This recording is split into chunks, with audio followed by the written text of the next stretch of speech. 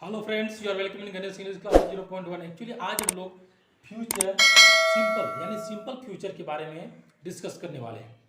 अभी तक हम लोग 8 टेंस कंप्लीट कर चुके हैं और ये जो है लम्बा टेंस के बारे में हम लोग डिस्कस करने वाले हैं। लगातार मैंने आपको टेंस सिखाने का प्रयास किया और आप यदि टेंस अच्छी तरह से नहीं देखे हैं तो आप हर टेंस को अवश्य देख लें, क्योंकि ये टेंस बहुत ही विस्तृत रूप से मैंने समझाने का प्रयास किया है। और आज हम लोग देखते हैं कि what is simple future tense. Simple future tense किसे कहते हैं? सिंपली हम बोल सकते हैं when the verb show that the future action will be incomplete. Future action will be incomplete simply in the future time is said to be in the simple future tense. यानी कहने का अर्थ हुआ कि जब कोई काल भविष्य में सामान्य रूप से होने को दर्शाती है तो उसे सामान्य भविष्य काल कहते हैं। अब इसका बोल सकते हैं आइडेंटिफिकेशन क्या होता है। क्या होता है आइडेंटिफिकेशन? क्या होता है तो हम बोल सकते हैं जिस हिंदी वाक्य के क्रिया के अंत में गा गे गी इत्यादि लगा रहे तो उसे सामान्य भविष्य काल कहते हैं। यानी इसके अंत में क्या होगा, वो गा गे गी में अंत होता हो तो वहां पर हम क्या करेंगे, समझ जाएंगे कि ये सिंपल फ्यूचर टेंस है। अब ये देखेंगे कि स्पेशल रूल क्या होता है। कुछ स्पेशल रूल भी होते हैं। तो होता है आई और वी के साथ सेल का प्रयोग किया जाता है। आई और वी के साथ सेल का प्रयोग किया जाता है। और you he see it singular एवं प्लूरल नाउन सब्जेक्ट के साथ विल का प्रयोग किया जाता है। यानी आप कह सकते हैं आई और वी यानी फर्स्ट पर्सन आई और वी के साथ क्या होता है, सेल का प्रयोग होगा। सेकेंड पर्सन और थर्ड पर्सन सबों के साथ क्या होगा, विल का प्रयोग होगा। लेकिन एक शर्त है नंबर 3। लेकिन जब वाक्य में क्या होगा, वादा होगा, प्रतिज्ञा होगी, धमकी होगा, चेतावनी होगा, दृढ़ संकल्प होगा, आज्ञा निषेध का भाव आता हो, यानी वादा, प्रतिज्ञा, धमकी, चेतावनी, दृढ़ संकल्प, आज्ञा निषेध का भाव आता हो तो वहां पर क्या होगा, आई और वी के साथ विल का प्रयोग हो जाएगा। आई और वी के साथ सेल का प्रयोग हो रहा था जनरल में, लेकिन अब क्या करेंगे, वहां पर हम आई और वी के साथ विल का प्रयोग कर देंगे और बाकी सभी के साथ हम सेल का प्रयोग कर देंगे। यानी ये वादा था, प्रतिज्ञा थी, धमकी थी, चेतावनी थी, दृढ़ संकल्प, आज्ञा निषेध का भाव आता हो वाक्य में तो हम वहां पर क्या करेंगे, उल्टी कर देंगे। यानी आई और वी के साथ सेल का प्रयोग हो रहा था तो अब उसका उल्टा क्या हो जाएगा, अब विल हो जाएगा। और जहां पर you he see it name के साथ क्या हो रहा था, विल का प्रयोग हो रहा था, अब उसका उल्टा सेल का प्रयोग हो जाएगा। तो ये क्या कर सकते हैं कि ये क्या था, एक साथ जीता था, एक साथ रहता था। हम लोग जानते हैं कि आई और के साथ सेल का प्रयोग होता है, बाकी के साथ विल का प्रयोग होता है। लेकिन ये नेचर हमेशा चेंज होते रहता है, लोग भी चेंज होते हैं। आज लोगों पर डायरेक्टली विश्वास भी नहीं करनी चाहिए। हम जानते हैं कि एक बार चूहे को लगी बिल्ली गोरी गोरी, चूहे को लगी बिल्ली गोरी गोरी, दोनों लगे मिलने चोरी चोरी। चूहे को लगी बिल्ली गोरी गोरी, दोनों लगे मिलने चोरी चोरी। चूहा बोला आओ खेलें आंख मिचोली। कौन? चूहा बोला आओ खेलें आंख मिचोली। बिल्ली चूहे को खाकर बोली, बिल्ली चूहे को खाकर बोली, जानू sorry I hate love story.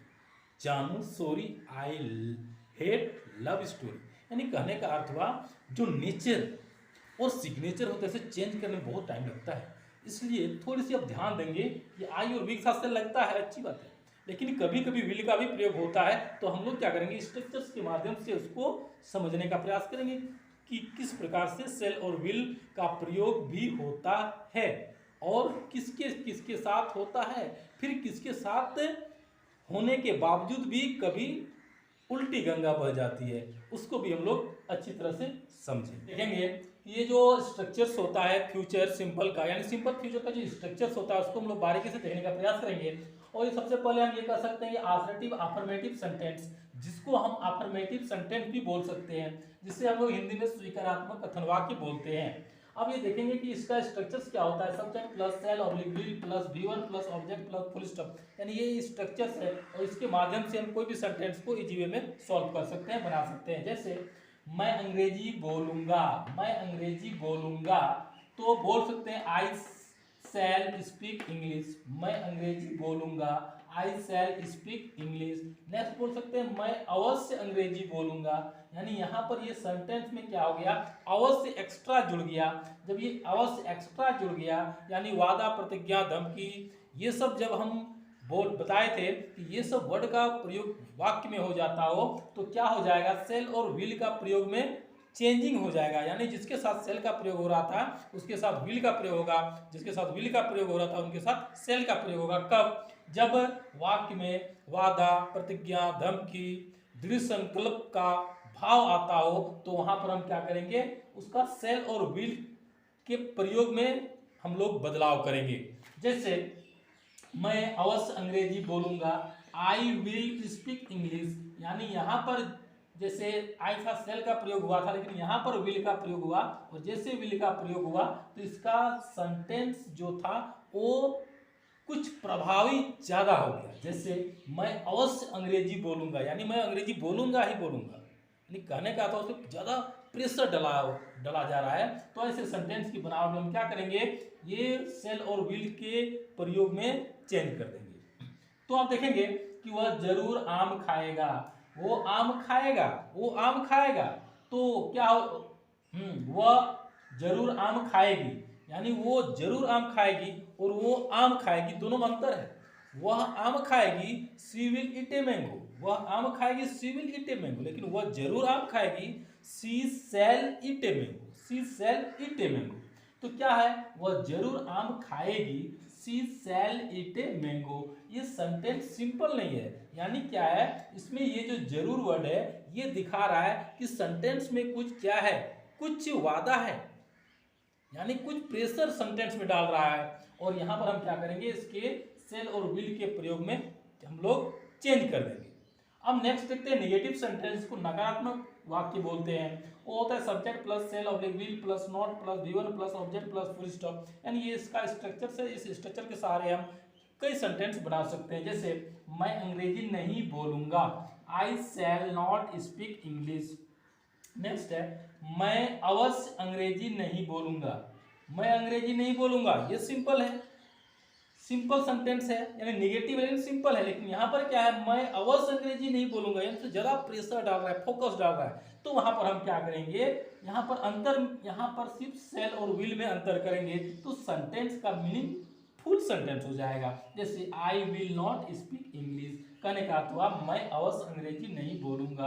अब अवश्य का वर्ड मीनिंग नहीं खोजना है हमको, इसी से इसका सारा मीनिंग सेंस आ जाता है। जैसे बोल सकते हैं वह जरूर आम नहीं खाएगी, वह जरूर आम नहीं खाएगी, she shall not eat a mango, she shall not eat a mango, वह आम नहीं खाएगी, she will not eat a mango, लेकिन वह जरूर आम नहीं खाएगी, she shall not eat a mango. अब हम लोग देखते हैं कि इंट्रोगेटिव अफर्मेटिव और इंट्रोगेटिव निगेटिव को भी हम इस तरह से बनाते हैं। हम देखते हैं कि इंट्रोगेटिव अफर्मेटिव स्वीकारात्मक प्रश्नवाचक वाक्य का स्ट्रक्चर कैसे होता है। जैसे बोल सकते हैं shall will plus subject plus V1 plus object plus question mark. इस तरह ये स्ट्रक्चर्स के माध्यम से हम कोई भी सेंटेंस को इजी में सॉल्व कर सकते हैं। जैसे क्या मैं अंग्रेजी बोलूंगा, shall I speak English question mark. Next बोल सकते हैं क्या मैं अवश्य या जरूर अंग्रेजी बोलूंगा, तो विल आई स्पीक इंग्लिश, क्योंकि सेल और विल में कुछ चेंजिंग इसलिए हो रहा है कि ये सेंटेंस में अवश्य या जरूर का प्रयोग हुआ है। अब देखते हैं क्या हुआ, जरूर आम खाएगी, तो shall C eat a mango, यानी सी के साथ तो विल का लगना था लेकिन यहाँ पर सेल का प्रयोग इसलिए हुआ है क्योंकि ये सेंटेंस में क्या दिखाता है, क्या हुआ, जरूर आम खाएगी, यानी जरूर वर्ड जुड़ा हुआ है, इसलिए यहाँ पर क्या हो गया, सेल का प्रयोग सी के साथ हुआ। अब नेक्स्ट देखते हैं इंट्रोगेटिव निगेटिव, इसे नकारात्मक प्रश्नवाचक वाक्य बोलते हैं, नकारात्मक प्रश्नवाचक वाक्य बोलते हैं। जैसे shall will plus subject plus not plus V1 plus object plus question mark. अब कह सकते हैं कि क्या मैं अंग्रेजी नहीं बोलूंगा, shall I not speak English, shall I not speak English. Next बोल सकते हैं क्या मैं अवश्य अंग्रेजी नहीं बोलूंगा, क्या मैं अवश्य, यानी ये जो अवश्य वर्ड है इसी से क्या हो रहा है, सेंटेंस में चेंजिंग हो रहा है। तो क्या मैं अवश्य अंग्रेजी नहीं बोलूंगा, तो will I not speak English, will I not speak English, यानी सेल और विल का प्रयोग जैसे सेंटेंस में हुआ इसका क्या होता है, सेंटेंस ये जो हिंदी का सेंटेंस था उसमें क्या होता है, एक चेंजिंग हो जाता है, यानी ये एक सिंपल सेंटेंस हो गया, इसमें क्या हो गया, ये प्रभावी सेंटेंस हो जाता है। तो यहाँ पर हम क्या करेंगे, सेल और विल का प्रयोग में चेंजिंग कर देते हैं। नेक्स्ट क्या हुआ, अवश्य आम नहीं खाएगी, तो shall she not eat a mango question mark, यानी सी के साथ विल का लगना था, लेकिन जैसे यहाँ पर अवश्य आ गया, यानी मैंने बताया था कि वादा प्रतिज्ञा धमकी दृढ़ संकल्प यानी निषेध भाव ऐसा वर्ड का प्रयोग हो वाक्य में, तो क्या करेंगे, सेल और विल का प्रयोग में चेंजिंग हो जाता है। अब देखते हैं WH वर्ड्स क्या होते हैं। हाउ मीन्स कैसे, व्हेन मीन्स कब, वेयर मीन्स कहाँ, व्हाई मीन्स क्यों या किस लिए, व्हाट मीन्स क्या, विथ हूम मीन्स किसके साथ, ये सारे WH वर्ड्स है, वो सारे WH वर्ड्स होते हैं। तो अब क्या करेंगे, WH वर्ड्स प्लस सेल और will plus subject plus V1 plus object plus question mark का प्रयोग करेंगे। इसके साथ ये WH आश्रित में और WH नेगेटिव में क्या करेंगे, WH वर्ड्स प्लस सेल और will plus subject plus not plus V1 plus object plus question mark. जैसे बोल सकते हैं, मैं कैसे अंग्रेजी बोलूंगा, मैं कैसे अंग्रेजी बोलूंगा, how shall I speak English, how shall I speak English. Next बोल सकते हैं, वह कब आम अवश्य खाएगी, वह कब आम अवश्य खाएगी, या तो हम लिख सकते हैं वह कब आम अवश्य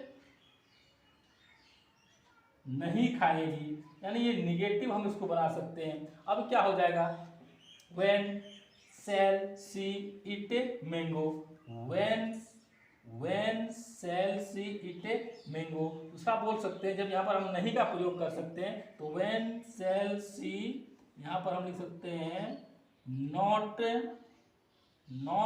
eat a mango, यानी कहने का अर्थ हुआ ये निगेटिव सेंटेंस में हम इसका प्रयोग कर सकते हैं, और ये साधारण में हम इसका प्रयोग करेंगे, यानी या तो इंट्रोगेटिव हो अफर्मेटिव में, या तो इंट्रोगेटिव हो निगेटिव में, या तो WH वर्ड्स हो या किसी भी प्रकार का सेंटेंस हो।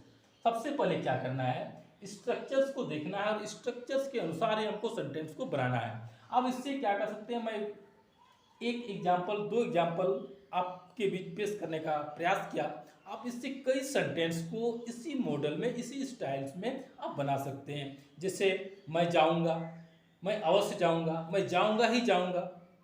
तो ऐसे सेंटेंस जब हम बनाते हैं तो उसमें क्या होता है, सेंटेंस में चेंजिंग हो जाती है, और वहां पर हम क्या करेंगे, सेल और विल के प्रयोग में चेंज कर देंगे। तो आपको ये पता चल गया होगा कि सेंटेंस में हम क्या करेंगे, सबसे पहले आई और विल के साथ सेल का प्रयोग होता है, बाकी के साथ विल का प्रयोग होता है, लेकिन जब वाक्य में वादा धमकी प्रतिज्ञा दृढ़ संकल्प ये सब वर्ड का यदि प्रयोग हो गया हो वाक्य में, तो हम क्या करेंगे, उसका सेल और विल का जो प्रयोग होता है उसमें हम चेंजिंग कर देंगे। बस एक वर्ड सेल और विल का सिर्फ चेंज किए, उसके सेंटेंस में पूरा चेंजिंग हो जाता है। तो इस तरह से दोस्तों हम लोग क्या किए, एक साधारण तरीके से सेंटेंस को बनाने का प्रयास किए, और हम लोग इन एग्जाम्पल्स के सहारे हम कई प्रकार के एग्जाम्पल्स सॉल्व कर सकते हैं। तो आप स्वयं प्रयास करें, और जब तक मेहनत में आप जुनून नहीं दिखाएंगे तब तक मुकाम हासिल नहीं हो सकता। इसलिए आप प्रयास करें, और इतनी लगन के साथ प्रयास करें कि बुक का पेज भी बोलेगा कि हाँ मैं आपके लिए हूँ और आप मुझे यूज कीजिए। यानी इतनी फोकस डालो कि सारा का सारा ये जो है सेंटेंस स्वयं बनना शुरू हो जाएगा, प्रारंभ हो जाएगा, स्टार्ट हो जाएगा। तो ठीक है, फिर हम लोग अगले वीडियो में मिलते हैं। Thank you, thanks.